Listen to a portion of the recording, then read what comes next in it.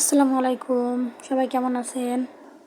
আলহামদুলিল্লাহ আমি খুব ভালো আছি। বেশি একটা ভালো নাই, অনেক গরম পড়তেছে গ্রামের বাড়িতেও। ঢাকা থেকে বেড়াতে আসছি বাবার বাড়িতে, তো 3 দিন হয়ে গেছে বেড়াতে আসছি। এখন যাবার পালা, শ্বশুর বাড়ি চলে যাব, তাই তাদের জন্য কিছু পিঠা বানালাম। সেগুলো ভেজে তারপর শিরা করে চিনি দিয়ে ভিজিয়ে নিই, তারপর নিয়ে যাব। যে পিঠাগুলো আমি আর আমার মা বানালাম, এখন এগুলোকে ভেজে তারপরে চিনি শিরা দিয়ে ভিজানো হবে। গ্রামের বাড়িতে মাটির চুলায় রান্না করতে খুব ভালো লাগে। এটা আমি শখ করি আসলে।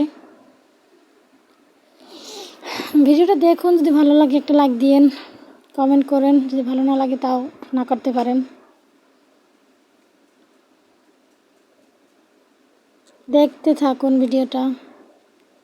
পিঠাগুলোকে আমি এখন ভেজে নিচ্ছি সবগুলো।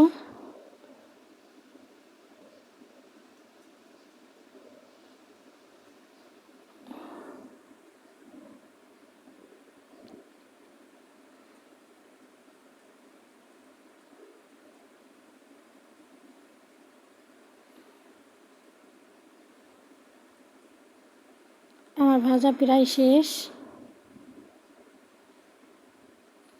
পিঠাগুলো বানানো কেমন হয়েছে বলবেন। তাড়াহুড়ো করে বানিয়েছি, সকালে উঠে রান্নাবান্না করা হয়েছে, তারপর আবার এই পিঠাগুলো বানানো হয়েছে।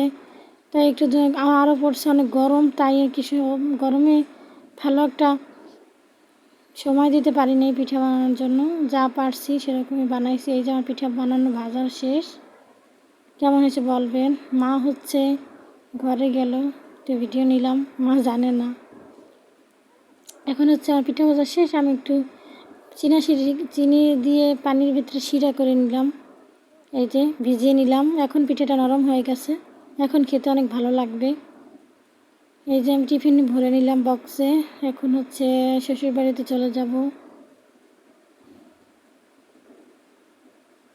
খালি পেটে তো নেওয়া যায় না, তাদের বাড়িতে